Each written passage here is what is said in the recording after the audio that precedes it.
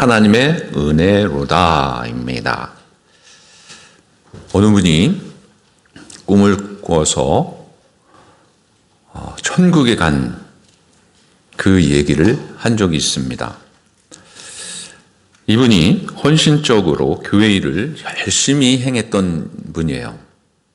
근데 꿈에서 별세를 하여가지고 천국 진주문에 도착을 하였습니다.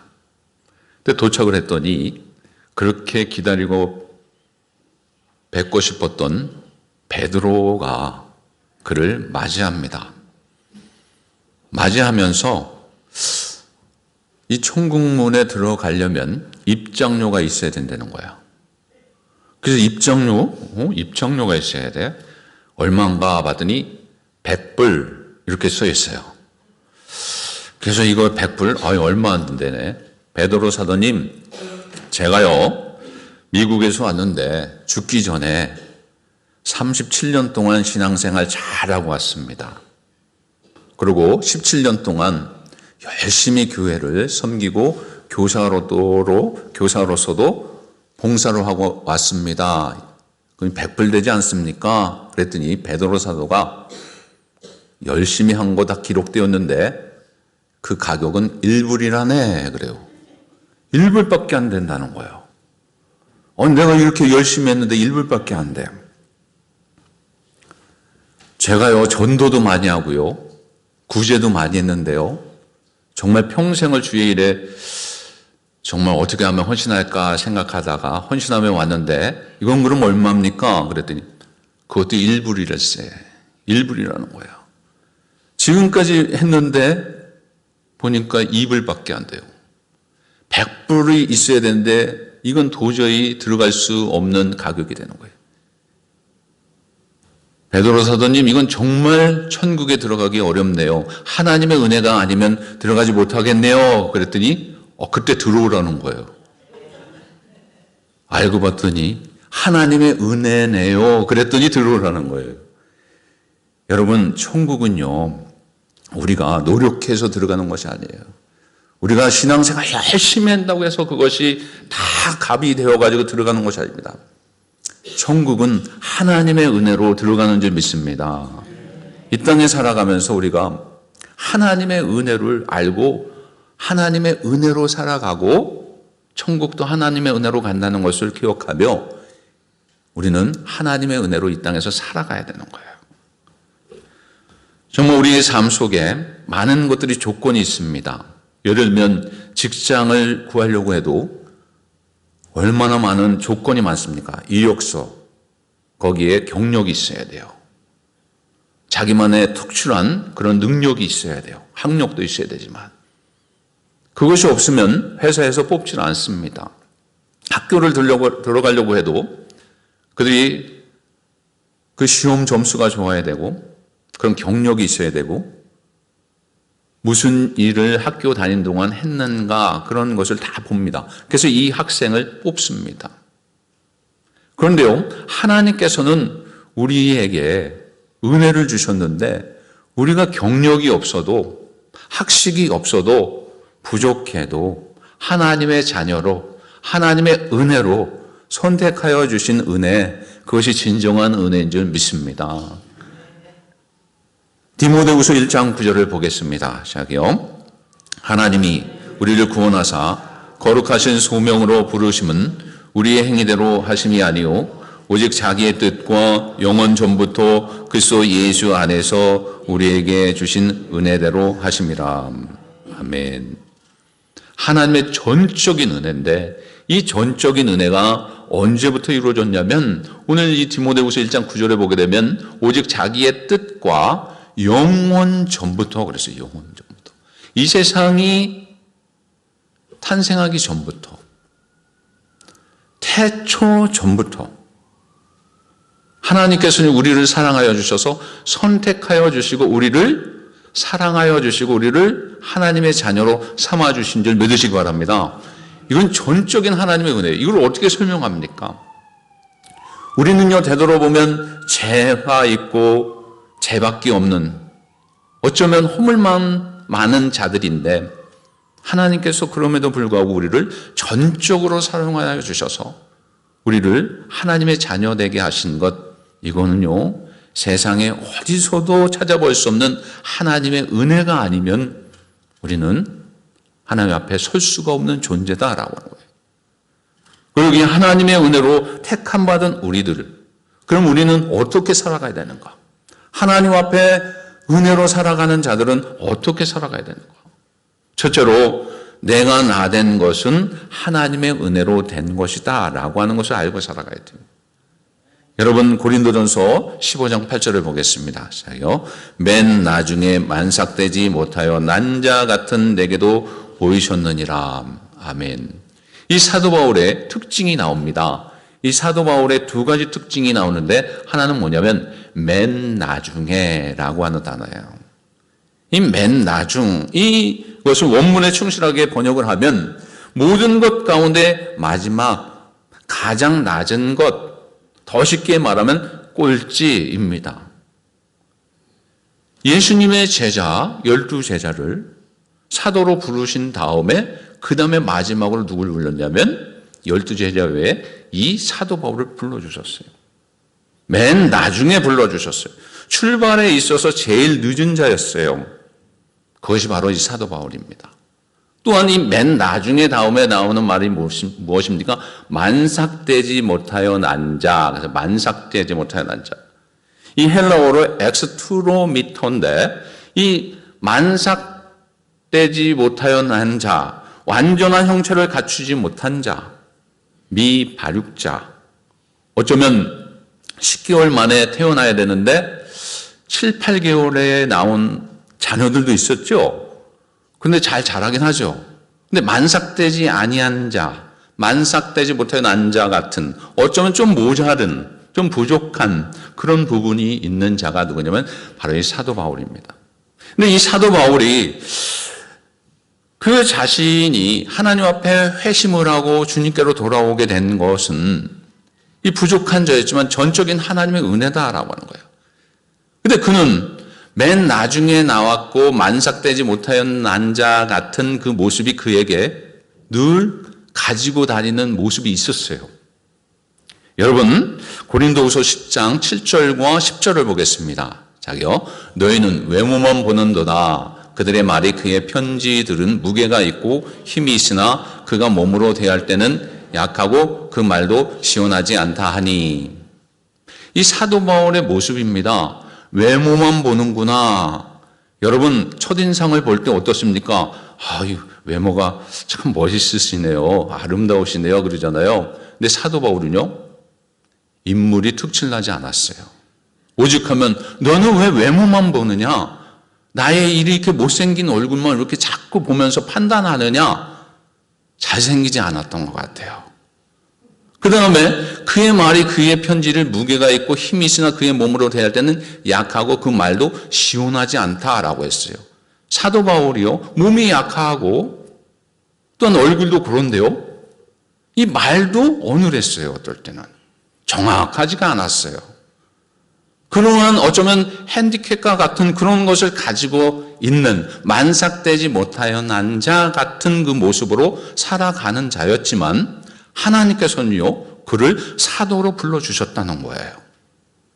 우리가 이 땅에 살아가면서 결코 사람들 앞에 나설 수 있는 것들, 자랑하고 싶은 것들이 얼마나 많겠습니까?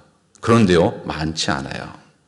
허물이 있고 때로는 숨기고 싶고 하나님만 알고자 하는 그런 부분들이 있어요. 드러내고 싶지 않은 부분들. 다 연약한 부분들이 다 있습니다. 사도 바울과 같은 그런 연약한 부분들이 있어요. 그러나 하나님께서는요, 선택하여 사용하실 때는 그것을 따지지 않았어요. 하나님은요, 부족해도 연약해도 사용하시려고 작정하시면 사용하시는 거예요. 어떤 모습으로 사용하십니다.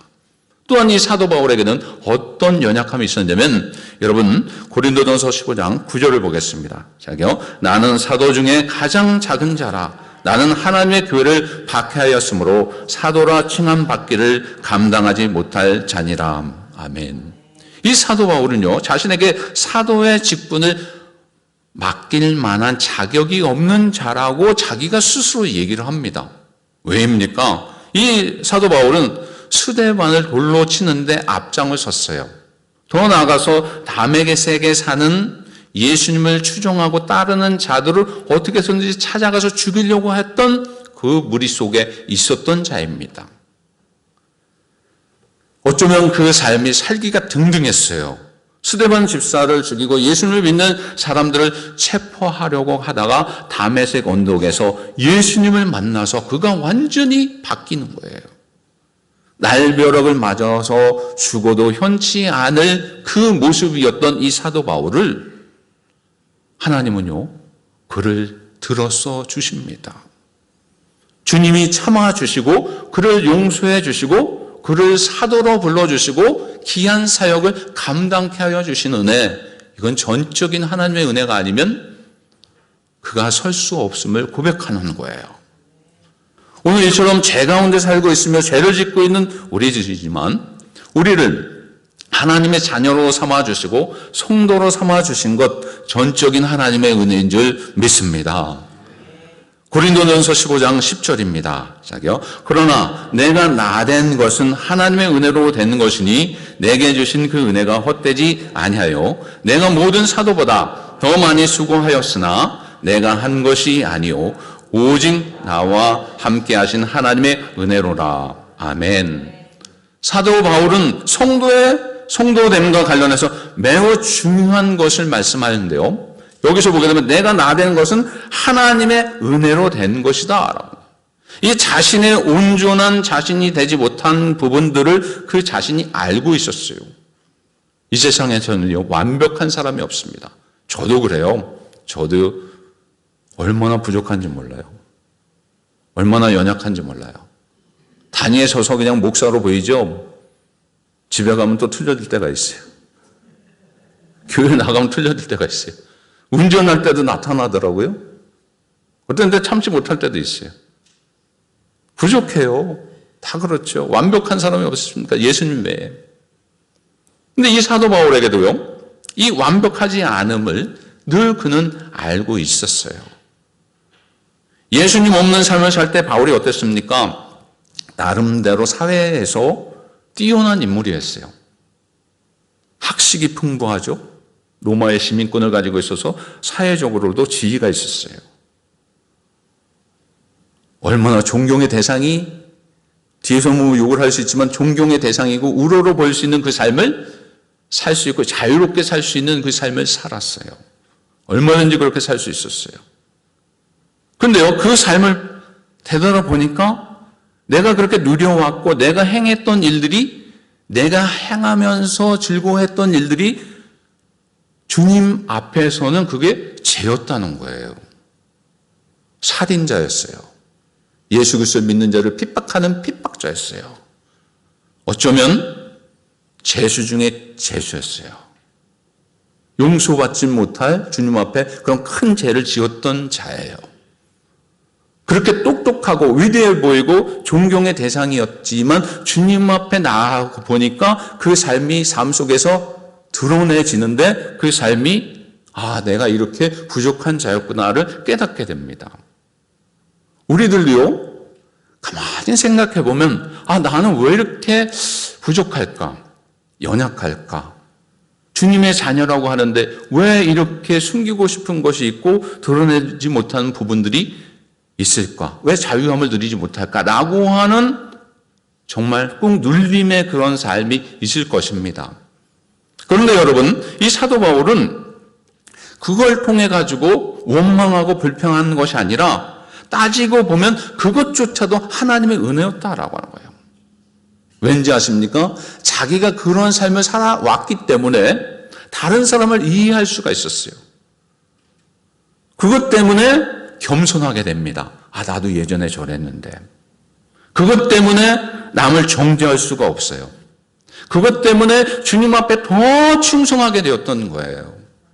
여러분, 우리에게 있는 부족한 것, 여러분, 부족하면 정말 부족한 자가 됩니다. 그러나 부족하고 드러내지 못하고 정말 숨기고 싶은 것들의 약점이 있는데 그 약점을 통해서 하나님은 그것조차도 사용하시는 거예요. 그것이 하나님의 은혜입니다. 왜냐하면 다른 사람들을 이해하고 먼저 받은 그런 어려움을 통해서 다른 사람을 도울 수 있고 기도할 수 있는 거예요.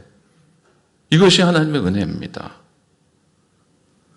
항상 자신의 발목을 잡는 각오가 없었다면 이 사도 바울이 그렇게 겸손하게 그렇게 복음을 죽기까지 복종하며 증거할 수 있었을까? 그러나 그에게는 약점이 있었기에 더 주님을 찾아가고 주님께 더 간구하며 부족함을 알기에 하나님의 능력으로 살지 않으면 할 수 없기에 주님을 찾았던 것입니다. 팔레스타인에서 시작된 이 복음이 이 사도 바울을 통해서 전도 1차, 2차, 3차를 통해 가지고 세계 기독교로 우뚝 세워지는 귀한 역할을 감당하게 되었어요. 이 사도 바울을 통해서. 근데 그는요, 자랑하지 않습니다. 그 모든 것을 전적으로 그것조차도 하나님의 은혜로 이루어졌다라고 하는 말씀이 있어요. 내가 한 것이 아니라 오직 나와 함께 하신 하나님의 은혜로다. 아멘. 얼마나 겸손합니까? 은혜를 아는 자는 이렇게 겸손해요. 은혜를 알고 있는 자는 모든 것이 다 하나님 때문에 된 것이다. 라고 해요. 여러분 앞으로는 이렇게 좀 바뀌세요. 여러분 참 잘하셨어요. 그럼 뭐라고 할까요? 내가 뭐 그 정도는 하지요. 잘생기셨네요. 내가 좀 태어날 때부터 좀 부모님 때문에 잘생겨졌죠. 능력이 많으시네요. 내가 그 정도는 하죠. 그것이 아니라 이제부터는 저를 쫓아하세요. 모든 것이 하나님의 은혜입니다. 아멘. 잘생긴 것도, 못생긴 것도, 잘 사는 것도, 가난한 것도, 약한 것도, 강한 것도 하나님의 은혜예요. 사도 바울은 그걸 알고 있었어요. 내가 한 것이 아니라 오직 나와 함께 하신 하나님. 내가 나된 것은 하나님의 은혜로 된 것이다. 그것을 은혜로 알고 살아가는 자의 모습인 줄 믿습니다. 두 번째는 하나님의 은혜를 알게 되면요, 감사하며 살 수밖에 없어요. 여러분 10절을 다시 한번 궁금합니다. 시작이요. 그러나 내가 나된 것은 하나님의 은혜로 된 것이니 내게 주신 그 은혜가 헛되지 아니하여 내가 모든 사도보다 더 많이 수고하였으나 내가 한 것이 아니요 오직 나와 함께 하신 하나님의 은혜로다. 근데 여러분 살아가면서 왜 감사하지 못할까요? 왠지 아십니까? 은혜를 모르기 때문에 그래요. 은혜를 알게 되면, 은혜의 대상을 알게 되면 하나님을 찬양할 수밖에 없고 감사할 수밖에 없는 거예요. 세상 사람들은 그 일을 못합니다. 내가 잘나서 내가 똑똑해서 모든 일이 이루어진 줄 알아요. 그러나 우리 그리스도인들은 하나님의 은혜라는 거예요. 근데 하나님의 은혜라는 것을 알고 있을 때도 있지만 잊어버릴 때가 있어요. 아니면 아예 모를 때가 있어요. 여러분 하나님의 은혜를 알게 되면 가만히 있을 수가 없어요. 은혜를 갚아야 되고요. 감사함이 나타납니다. 바울은 한때 주님을 알지 못했어요. 예수님을 율법의 파괴자로 보았어요. 유대교회 어쩌면 이단의 계수로 예수님을 보았습니다. 그런데 그가 예수님의 은혜를 깨닫고 그가 바뀌는데 감사함으로 바뀌어요. 자식이 부모를 모르니 어떻게 됩니까? 불효자식이 됩니다. 자식이요 부모의 은혜를 알게 되면 효할 수밖에 없어요. 사람이 고작 부모를 알게 되는 것은 4살 이후라고 합니다. 부모님이 먹여주고 입혀주고 재워주고 도와주는 그 고마운 분으로 알게 되는 것이 4세 이후라는 거예요. 그러면 4세 이전에는 모릅니다. 기억도 안 나요. 그 이전의 일을 알면 얼마나 좋겠어요. 태어날 때부터 엄마 고마워요 이런 아이들 봤습니까? 절대 그러지 않죠. 엄마가 뱃속에 임신을 하고 10개월 동안 얼마나 고생을 합니까? 태어나기 전에부터 그 태교를 하며 또 먹을 걸 조심하면서 태어날 때 얼마나 그 고통이 있습니까? 남자들은 모르죠. 근데 여성들은 그렇게 해요. 그러면서 또 아이를 지극정성으로 밤을 새우면서 키웁니다. 아기가 아픈 것이 내가 아픈 것이 더 나은 것 같아요. 그런 마음으로 사랑스럽게 키우는데 아이는 그걸 몰라요. 왜냐하면 그런 인지 능력이 없어요. 4세 이후에나 돼야지 알 수가 있어요. 근데 그걸 깨달으면, 그걸 알면은 불효할 수가 없거든요. 근데 자식들이요, 부모를 잘 모르니까 불효하는 거예요. 어느 책에서 본 내용입니다. 피땀 흘려 농사 짓고 소를 팔아가지고, 예전 얘기예요. 아들을 대학까지 보내고 공부를 잘해서 이 아이가 법 공부를 해가지고 판사가 되었어요. 판사가 되어서 이제 결혼을 했는데 아주 부잣집 교수하고 결혼을 했어요. 결혼을 해가지고 이제 아버지가 궁금하잖아요. 어디에 사는지. 이게 서울로 이제 상경을 합니다. 먹을 것을, 농사를 지은 것을 바리바리 이제 싸가지고 아들을 주기 위해서, 며느리를 주기 위해서 이렇게 들고 와서 이제 초인종을 누르고 문을 열고 들어가는데 며느리가 코를 시끗시끗 하면서, 야, 이게 이상한 냄새가 나네. 어디서 이런 냄새가 나지? 그래서 이제 기분 나쁘게 그 시아버지를 대하는 거예요. 근데 이 시아버지가 기분이 나쁘지만 그래도 아들 집, 며느리 집에 왔는데 이게 인상을 쓸 수가 없어서 꾹 참았어요. 그러면서 그냥 그 준비한 것을 내려놓고 다시 고향으로 갑니다. 근데 이 아버님이 열흘 만에 다시 상경을 했어요. 상경을 했는데 열흘 만에 상경을 해가지고 뭘 가지고 왔냐면 일주일 동안 먹을 수 있는 이 미숫가루하고 또 물통 하나 갖고 오고 돗자리를 말아가지고 이렇게 왔습니다. 그러면서 아파트 대문에다가 대자보를 붙여놨어요. 농부 아무개 아들 청구속 1억 5천만 원. 내역은 낳아주고 먹여주고 입혀주고 길러준 양육비 1억 원. 초등학교에서 대학교까지 교육비 5천만 원. 1억 5천을 딱 써놨어요. 그러면서 하는 말이 거기 썼는데, 이것을 며칠 내로 갚지 않으면 너를 감옥에 넣을 것이다.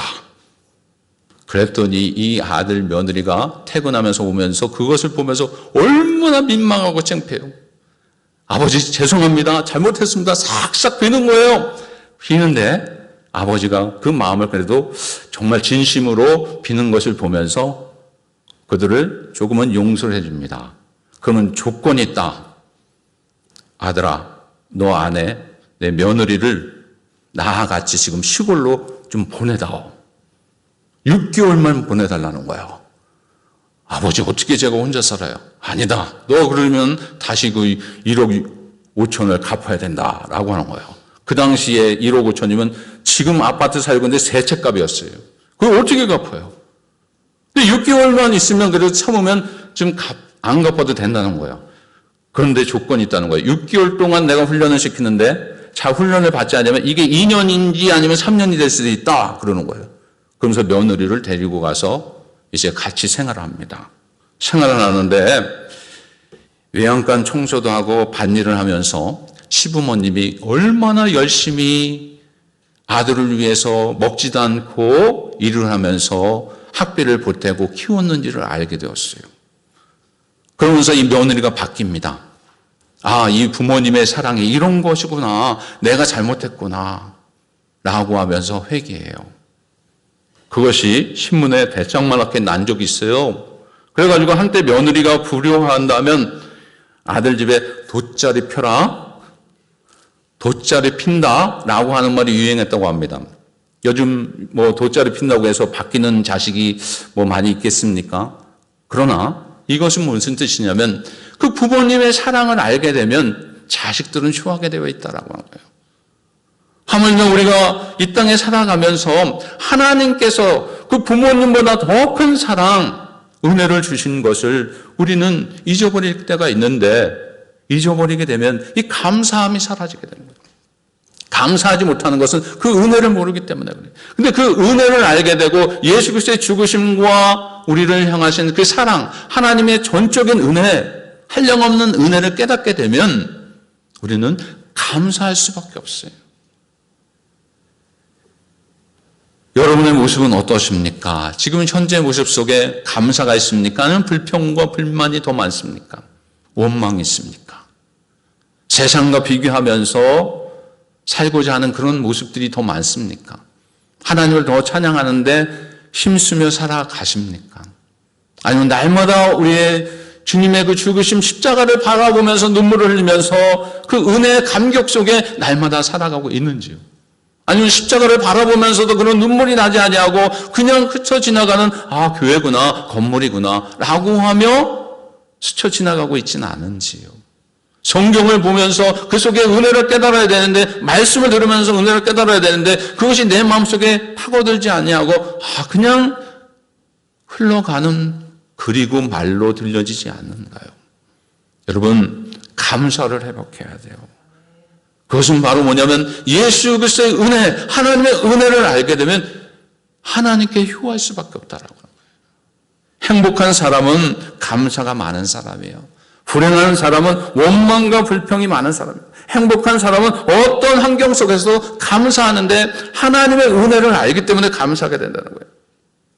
세상 사람들은요, 안 믿는 사람들은 건강하고 형통해야만 감사합니다. 그러나 우리 그리스도인들은 건강하고 형통한 것도 감사하지만 병들고 실패해도 감사하게 돼요. 왠지 아십니까? 주님을 찾을 수 있기 때문에, 주님을 찾을 수 있는 그 길을 가기 때문에 그래서 감사하게 되는 거예요. 이 풍성한 은혜를 주신 분이 누구인가를 기억할 때 우리는 감사할 수밖에 없는 줄 믿으시기 바랍니다. 그래서 여러분 시편 107편 1절을 보겠습니다. 자기요, 여호와께 감사라. 그는 선하시며 그 인자하심이 영원함이로다. 아멘. 하나님께서 우리에게 주신 그 선하시고 인자하심이 영원하심을 늘 감사하며 살아가야 돼요. 지금도 동일하게, 지금도 여러분의 삶 속에 여러분의 어느 곳을 가든지 주님은 은혜를 베풀어 주셔서 우리와 함께하여 주신 줄 믿습니다. 그렇기 때문에 여러분 은혜를 알면 감사와 기쁨이 일어나는 거예요. 이 은혜와 감사라고 하는 단어가요, 여러분 다른 것 같지요. 근데 여러분 성경을 보게 되면 놀라운데요, 이 헬라어로 카리스입니다. 은혜가 카리스예요. 근데 은혜가 카리스인데 이 은혜라고 하는 이 단어는 이 어원이 똑같은데 뭐냐면 감사의 어원하고 똑같아요. 그럼 뭐냐? 은혜를 알고 은혜 가운데 살아가는 사람은 감사하며 살아가는 자예요. 그렇기 때문에 감사하는 자는 은혜 가운데 살아가는 자다라고 하는 것입니다. 그래서 여러분 은혜를 알게 되면 감사할 수밖에 없는 거예요. 헬렌 켈러 여사가 삼중의 고통이 있었어요. 눈도 보지 못하죠. 귀도 들리지 않아요. 말도 못합니다. 그런데 그는요, 하나님의 은혜로 훌륭하고 귀한 일들을 많이 했고요, 저수를 했어요. 말년에 어떤 기자가 와서 물어봅니다. 선생님 육체의 고통 때문에 하나님을 원망하지 않으셨나요? 원망한 적이 없으셨나요? 이렇게 말을 해요. 그때 이 헬렌 켈러가 뭐라고 하냐면, 기자님, 내가 받은 은혜가 얼마나 큰데 평생을 감사하기도 부족한데, 그 시간이 부족한데 어떻게 하나님을 원망할 시간이 있겠습니까? 라고 했다는 거예요. 여러분, 감사할 시간도 부족한데 어떻게 원망하냐? 이건 정말 은혜 중에 은혜입니다. 여러분, 날마다 삶 속에서 은혜를 알고 은혜를 알아가는 여러분, 하나님 앞에 날마다 감사하는 삶을 한시도 잊지 말고 살아가는 여러분들 되시기 바랍니다. 이런 삶이 은혜와 감사로 충만한 삶이고 하나님이 기뻐하시는 삶이다라고 하는 거예요. 결론적으로 여러분, 1808년 비엔나에서 대작 천지창조를 그 연주가 시작이 되는데 많은 사람들이 은혜를 받습니다. 거기에 작곡가 누구냐면 하이든이 있었어요. 직접 작곡한 작곡가가 그 속에 있었어요. 연주를 하진 않았지만 이 나이가 들어가지고 그 연주하는 곡을 맨 뒤에서 듣습니다. 근데 많은 사람들이 이 하이든을 바라보면서 이 작곡가가 왔다고 하면서 우리와 같은 박수를 막 치면서 존경의 그 눈초리로 바라봐요. 정말 훌륭한 대작을 작곡하셨습니다. 이렇게 얘기를 합니다. 그때 이 박수 갈채를 받는 그 모습 속에 이 하이든이 나이가 많고 힘이 없어서 일어나지 못하지만 가만히 있을 수가 없어서 일어나면서 한마디 합니다. 뭐라고 하냐면 아닙니다. 아닙니다. 이 작품은 내 것이 아니라 하나님께서 주신 것입니다. 오직 은혜로 된 것이니 내 작품이 아니라 하나님의 작품입니다. 라고 해요. 그러면서 이분이 균형을 잃고 뒤로 쓰러졌는데 그게 마지막이었어요. 그 자리에서. 우리가 이런 고백을 해야 돼요. 하나님 앞에.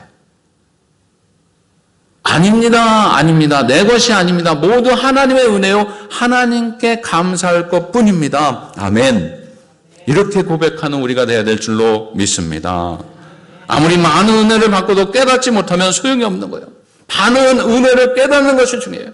여러분, 은혜는요, 여러분, 현재예요, 현재. 지금이 중요한 거예요. 과거에 받은 은혜, 그것도 중요하지만, 과거에 받은 은혜를 지금 잊어버리면, 그거는 감사할 수가 없어요. 지금. 하나님께서 주신 은혜. 하나님께서 주신 정말 맨 나중에 사도가 된 바울처럼, 만삭되지 못하여서 일찍 태어난 얼굴이 부족하고 말도 어눌하고 몸이 불편했던 그를 사용했던 그를 사용했듯이 우리를 사용하신 그 은혜, 부족한 거 많고 연약한 거 많고 자랑할 거 없는 우리들이지만 하나님께서 만세전에 우리를 택하여 주신 그 은혜, 그 은혜를 기억하면서 날마다 감사하며 살아가야 될 줄로 믿습니다. 그것이 지금이에요. 지금 주님이 언제 우리를 불러주실지 몰라요. 금요일에 여러분 뭐가 있었습니까? 지진이 있었어요. 야, 뉴욕에 이런 일이 있었을까? 제가 3층에요. 어제도 말씀드렸는데 그 사무실이 있어서 있는데요. 이게 흔들려요. 책상이 흔들리고 의자가 흔들리고요. 이게 페미넷이 흔들릴 정도였어요. 저는 우리 교회가 이제 공사를 하거든요. 거의 끝났습니다. 여러분 아름답게 회복이 됐죠. 치료가 저기 페인트 칠도 돼 있죠. 많은 분들이 헌신해서 그래요. 그런데요, 그 공사 때문에 그런 줄 알았더니 그게 아니에요. 여러분, 이게요, 지진은 예고 없이 옵니다. 주님이 언제 오실지 몰라요. 우리를 언제 불러주실지 몰라요. 현재 나의 삶 속에서, 나중에, 그때 감사할게요. 나중에 은혜를 얘기할게요. 그거 아니에요. 지금, 현재. 주님이 언제 오실지 모르지만, 날마다 준비하며, 주님 맞을 준비하며 살아가는 자의 그 모습으로 감사하며 살아가는 거예요. 은혜를 알고 감사하는 자가 되어야 돼요. 이 은혜를 기억하고 우리에게 주어진 십자가의 길을 가고 제자의 길을 가서 영원토록 하나님께 영광 돌리며 살아가는 여러분들 되시기 바랍니다. 찬양 가운데 아주 은혜로운 찬양이 있어요. 가사 일부분입니다. 은혜 아니면 나서지 못하네. 일부분인데요. 나의 노력과 의지가 아닌 오직 주님의 그 뜻 안에서 의로운 자라 내게 말씀하셨네. 완전하신 그 은혜로 이제 나 사는 것 아니요 오직 예수 내 안에 살아계시니 나의 능력 아닌 주의 능력으로 이제 주와 함께 살리라. 오직 은혜로 나 살아가리라. 십자가의 그 사랑 주의 능력으로 나는 서리라. 주의 은혜로 나 살아가리라. 아멘. 한 주간 동안 하나님의 은혜를 체험받으며 느끼며 감사하며 승리하며 살아가는 여러분들 되시기 바랍니다. 입속에서 하나님 은혜입니다. 감사합니다. 날마다 그것이 뱉고 생활 속에 그것이 우러나는 여러분들의 삶이 되시기를 주의 이름으로 축원을 드립니다. 기도하겠습니다.